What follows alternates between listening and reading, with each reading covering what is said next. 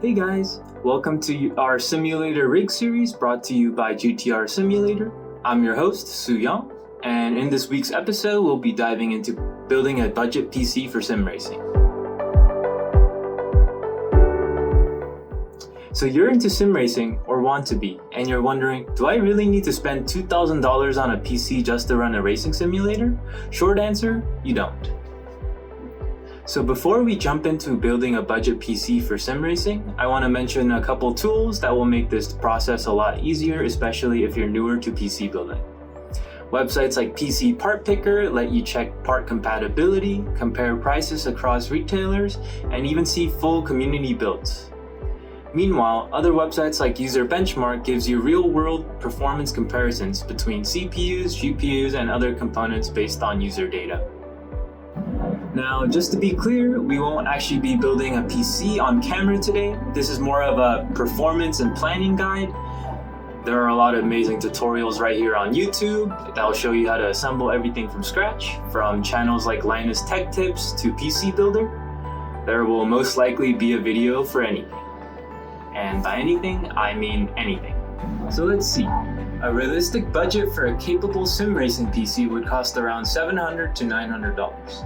And it'll run the most popular sims smoothly at 1080p. But if you're aiming for VR or a triple monitor setup, $1,000 to $1,200 gives you a little bit more leeway. This kind of price range typically offers the perfect balance for most sim racers and gamers alike, delivering smooth FPS, reliable settings, and crisp 1080p visuals. Alright, now that we know what kind of budget we're working with, let's go take a look at exactly where the money goes, part by part. So we'll be making an example parts list so that you guys can get a basic understanding of how parts might be picked within budget.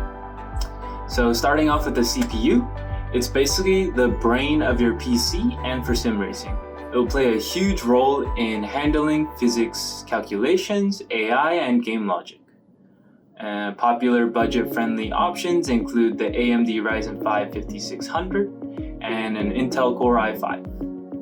Moving on to the GPU handles rendering all the visuals from car models to environments to lighting effects. Cards like the NVIDIA RTX 3060 or the AMD Radeon RX 6600 are great choices. And then we got the RAM. So the RAM is basically your PC's short-term memory and helps your PC run multiple tasks at a time. And normally 16 gigabytes of RAM is usually the sweet spot for sim racing and gaming in general. And then the next one would be storage. This one's probably self-explanatory. In terms of storage, SSDs are highly recommended for faster game load times and smoother streaming of textures when gaming. You'll most likely use the computer for other things, so it's normal to get an SSD that has at least 500 gigabytes or 1 terabyte to use.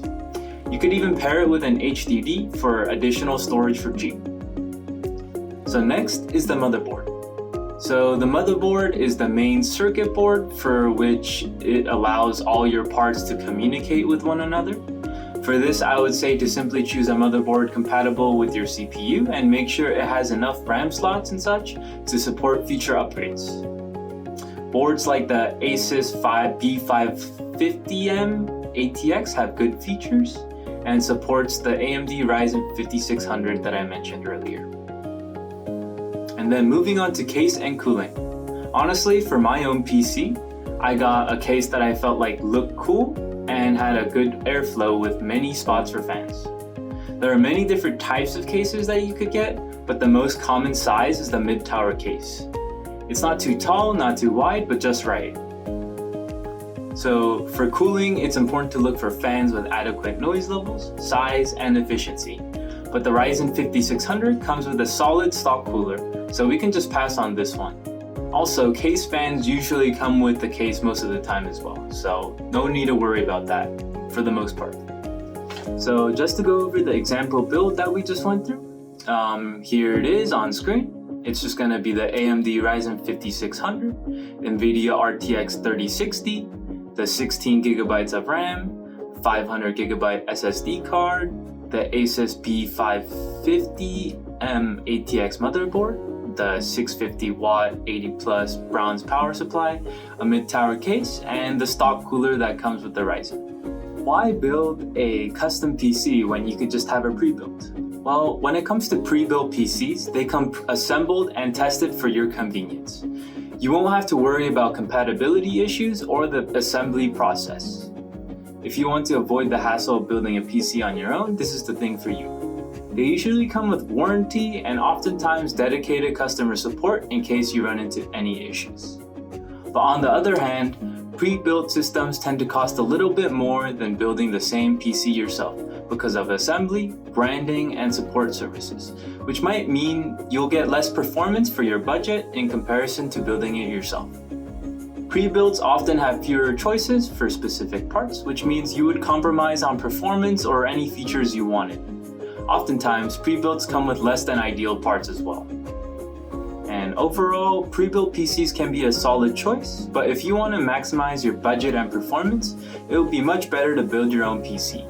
I would say while it is a little stressful to build your own PC, it could be fun in a lot of ways to just learn how a PC might work or where you need to put things. Remember, there's a lot of tutorials on YouTube, as I said earlier in this video, and they explain how to build a PC if you ever wanted to make one. So there you have it. Building a budget sim racing PC doesn't have to be complicated or expensive. With the right amount of planning and research, you can enjoy smooth performance, realistic visuals, and enough power to dive into serious racing sims without compromise. Just a reminder, what I'm sharing in this video is just the tip of the iceberg. I encourage you to do your own research, look into multiple sources, and come to your own informed conclusions. That being said, don't forget to like and comment and subscribe for more sim racing tips and gear guides. Let us know in the comments if you would prefer a pre-built or a DIY build. Thank you so much for watching, and I'll see you guys in the next episode at GTR Simulator.